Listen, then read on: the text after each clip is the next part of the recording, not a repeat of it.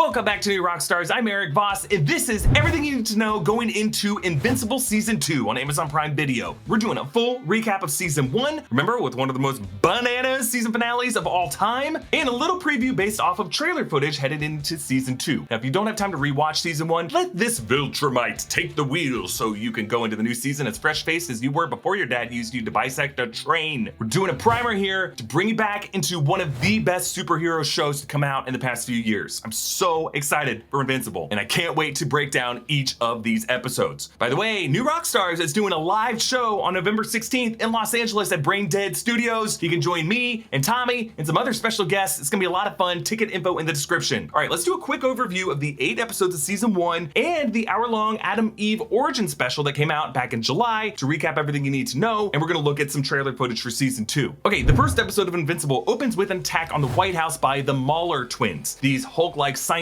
clones, who each claim to be the original clone, are going to be a big part of the story moving forward, and they're going to show up in Season 2. Their attack is foiled by the Guardians of the Globe, a super team whose members are not that veiled parodies of the members of the Justice League. Their Superman analog is Omni-Man, voiced by J.K. Simmons. He is like Superman in terms of his power set, but unlike him in some key ways, like he's evil. We meet our main character, Mark Grayson, voiced by Steven Yeun. We initially see him reading comics on the toilet. Mark is a child of the superhero Omni-Man, secret identity named Nolan, and the child of Debbie, a non-powered human voiced by Sandra Oh. Mark assumes that he'll get his powers at some point. X-Men rules seem to be in play here, where superhuman abilities manifest at puberty, but at this point he's just a normal teen who goes to high school and works at a fast food place. But later that night at work, he tries tossing a garbage bag into the dumpster, and it rockets into space. A classic moment right out of the comics by Robert Kirkman, Cory Walker, and Ryan Otley that this is based on. Yes, Robert Kirkman, same as the creator of the Walking Dead comics. And if you watch The Walking Dead, you'll remember Carl at one point reading Invincible comics in that show in an Easter egg. Now, that garbage bag that Mark tosses into the sky does come back later in the season. But in a quick flashback centered around Mark, Omni-Man explains that he's from a planet of supers called Viltrum, and the Viltrumites have made it their duty to protect other planets, but it's not the whole story. Throughout the season, he drops many hints that he is more of a conqueror than a protector. Back in the present, Mark trains in flying and fighting with his dad. After having to restrain himself from hitting a bully, Mark dons a homemade costume and goes out to fight crime to get his aggression out and, you know, kind of like help people and stuff. But his dad takes him to get a proper costume via Art Rosenbaum, a superhero tailor. He takes on the name Invincible and he starts heroing. And we'll see how it's a regular bit on the show to set up using the word invincible in a sentence, but then we cut to the show's title. The Guardians of the Globe are called to their hideout by Omni-Man, who proceeds to kill them all. And suddenly it's totally a Robert Kirkman thing because it is bloody and brutal. One of the Guardians is the Immortal, who, you guessed it, is immortal. So we'll be hearing from him later. So in episode 2, we meet the government organization known as the Global Defense Agency, and it's led by Cecil Stedman, voiced by Walton Goggins. He comes in for a cleanup and assumes the now in a coma Omni-Man was a victim of whatever killed the other Guardians. Cecil is basically the Nick Fury of the show. This government has developed some impressive technology that gives Cecil the ability to teleport in and out of places in an instant. Since the world is down its strongest heroes, Mark steps up to help. He meets the Teen Team, the Invincible Universe's version of the Teen Titans. It includes Robot, the group's leader, voiced by Zachary Quinto. He appears to be an intelligent AI housed in a robot body, but he's actually a drone controlled by a deformed and ill human, Rudy Connors. There's Rex Explode, voiced by Jason Mantzoukas, who has the ability to charge molecules and make objects explode, pretty much like Gambit from X-Men. There's Duplicate, who can create copies of herself, and Atom Eve, voiced by Gillian Jacobs, who is insanely powerful and can manipulate atoms at the molecular level. In fact, now would be a good time to learn more about Atom Eve's origin from Invincible Atom Eve. This Atom Eve special goes deep into her origin story. It begins in a science lab that's under attack by the Lizard League, a supervillain team inspired by Cobra from G.I. Joe. They throw down with the Guardians of the Globe, and during the battle, a scientist named Dr. Elias Brandyworth escapes with a woman who's pregnant with a superhuman baby. He takes her to a hospital pursued by a small army led by Agent Erickson, played brilliantly by the late great Lance Reddick. To throw them off the trail, he sends the newborn super baby off with an ordinary couple, Adam and Betsy Wilkins, and tells Erickson that the mother died. The baby is named Samantha Eve Wilkins and grows up knowing that she's different. She's kind of a prodigy when it comes to chemistry, and at the age of 12, she unlocks her ability to manipulate matter. Naturally, she masks up and starts heroing as Atom Eve. During one of her battles, she meets up with Brandyworth, who has been keeping tabs on her. He gives her a mostly true version of her origin, that she was a lab experiment made to be a weapon, but he tells her that her mother was his lab assistant when she was really just a homeless woman. He also tells her that he installed power dampeners in her so that she can only manipulate non-living matter matter. Eve then gets into a fight with a gang of modified kids led by Phase 2. Phase 2 and the others were made in the same lab that Eve was. These living weapons are clearly inspired by the techno-human hybrids of Akira. Eve takes out her kind of siblings in a truly spectacular battle, but is taken back to Ericsson's lab. There, Erickson kills Brandyworth and reveals that he has been using Eve's not dead after all mother to create his experiments. Eve subverts her power dampeners and goes all Dark Phoenix / Super Saiyan on Erickson, but doesn't kill him. She returns to her suburban home with the knowledge of her true origin.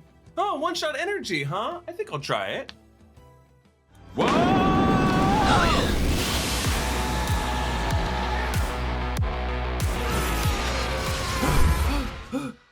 yeah. So what does One Shot's focus shoe do?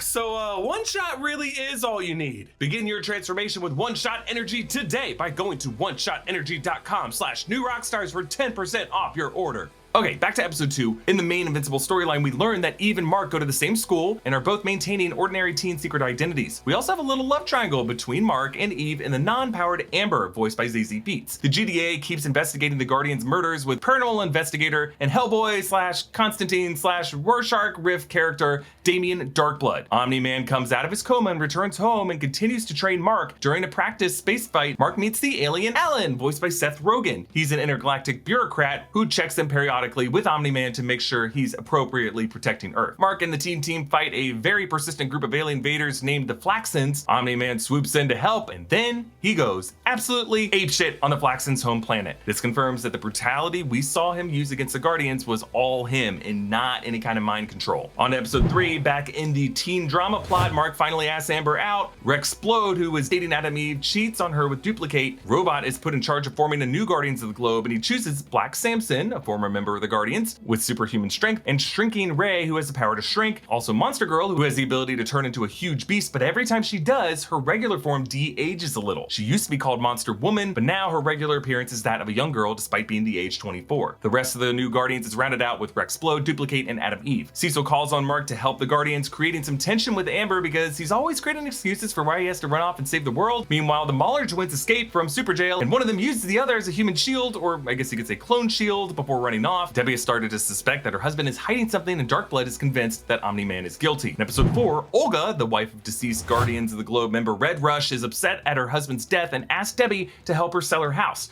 Meanwhile, Mark volunteers to protect human astronauts from Martians on their first trip to the Red Planet in place of Omni-Man. After a skirmish with the Martians, Mark gets the astronauts back to the shuttle. Unbeknownst to them, one of the astronauts was replaced with a Martian, and kind of an alien infection storyline that seems like it might come back in season 2. While Invincible is on Mars, Nolan takes Debbie on a lunch date to Rome to regain her trust and spend quality time with her. Cecil thinks Nolan intentionally killed the Guardians of the Globe, but sends Darkblood back to hell. Darkblood intentionally left his gnarly book of notes in Debbie's closet. One of the Mauler twins clones himself, as they love to do, and unbeknownst to anyone, Robot enlists their help to make a new human body for himself. Without anyone's knowledge or permission, his new body will be made out of Rexplode's DNA. After Omni-Man and Debbie's trip, Debbie finds Darkblood's notes and Nolan's bloodied Omni-Man suit in their house. Oh shit. Episode 5, Mark gets guilted into helping street-level criminal Titan with a mission to take down Machine Head, a Kingpin Black Mask type supervillain, but as Mark eventually finds out, it's a trap. Battle Beast gets the jump on Invincible and severely injures him, Black Samson and Monster Girl. Machine Head is arrested by the GDA, and Mark and company get taken in for treatment. Titan, being the desperate yet diabolical smart tactician that he is, takes over Machine Head's criminal enterprise and is able to protect his own family. Eve decides that she's had enough of being a superhero and decides to help Amber volunteer at the soup kitchen.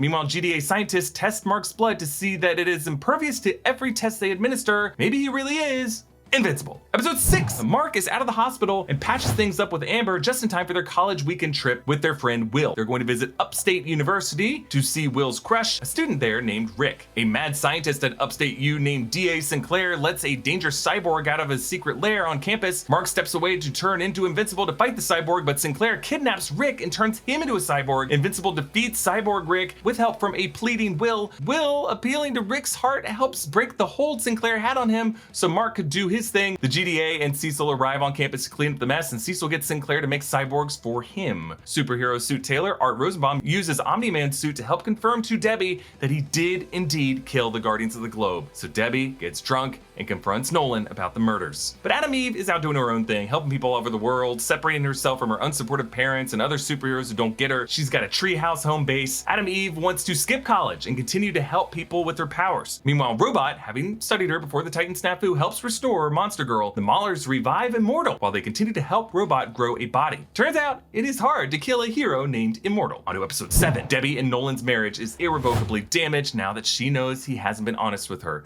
They argue, he flies through the roof. Cecil knows that Omni-Man killed the Guardians. He brings Debbie to the GDA and tells her, while sending agents to try to subdue Omni-Man, and it doesn't go great, and Cecil and Debbie watch from the GDA as Omni-Man wipes out the strike force. Cecil's assistant and high-ranking GDA agent Donald Ferguson dies in this bloodbath. The Rex clone named Rudy pays the Maulers but sets him up as he escapes to the Guardians. Omni-Man now is big mad, and Cecil releases the Reaniman, a kaiju, and the Immortal to slow Omni-Man down, but they don't, and they just make Omni-Man even madder. Mark finally decides to tell Amber that he's invincible, but she dumps Mark upon hearing that because she already knew, and she's been upset that he didn't share this with her sooner. Mark finally finds out what's going on with his dad, and he rushes off to defeat the kaiju. On to episode 8, the season finale. Nolan tells Mark the truth, that he is a Viltrumite who was sent as a scout to infiltrate Earth and prepare it for the Viltrumites to come take it over. The Viltrumites are actually an imperialistic, superhuman Spartan society that value strength and cull any weakness from their ranks. They want to expand their empire throughout the galaxy and conquer any planet that gets in their way. That's why he killed the Guardians of the Globe, because Earth had evolved to the point of being ready for Viltrumite integration, and the Guardians would just get in the way of that. Omni-Man asks Mark to join him in helping conquer Earth, but Mark refuses, citing the fact that Earth is a great planet as is, and Mark himself is half human. But Nolan just keeps killing people in front of Invincible to try to convince him, and Mark keeps trying to save them to no avail. Like at one point, Omni-Man uses Mark to smash through a subway train, killing everyone inside. There's one survivor who nearly makes it in the rubble, but Omni-Man just crushes all hope. It is the bleakest superhero TV has ever been, in my opinion. Omni-Man tells Mark that his mother Debbie is less of a wife and more of a pet, and Debbie hears this. Omni-Man beats Mark bloody in the side of a mountain. He tells Mark that their lives will go on for thousands of years and that all the humans are important to them now but will be dead and gone. Nolan asks, "Who will you have in 500 years?"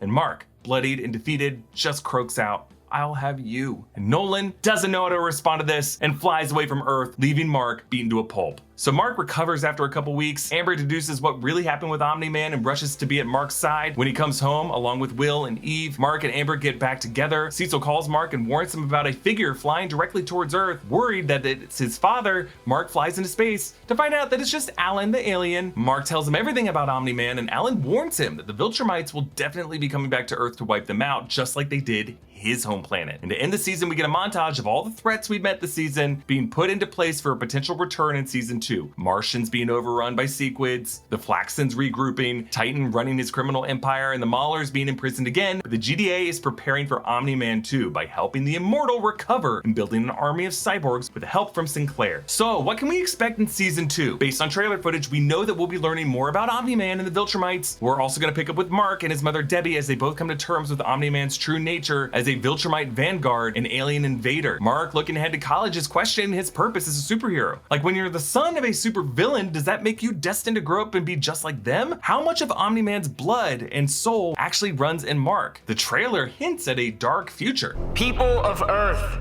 the more you resist, the worse this gets. And if you think you can stop us, don't forget, But also in season 2, Sterling K. Brown is going to be joining the cast as a new character named Angstrom Levy, a character who seems to have connections to the multiverse. There's an infinite number of dimensions, and I was born with the ability to access all of them. A multiversal traveler seems to be the best defense against Omni-Man and the full power of the Viltrumite Empire. So our breakdown of season 2 episode 1 is going to be coming in the next few days. We got a lot we're covering right now in New Rockstars, from Loki episode 5, the Gen V finale. But after those breakdowns come out, we're going to get to this Invincible premiere. Subscribe to all 3 channels of the New Rockstars network. A big thanks to Eric Owusu, Jordan Morris, Eric Francisco, and Brandon Barrick for writing this video. Follow me at EA Voss. Thanks for watching. I'll see you next time. Bye.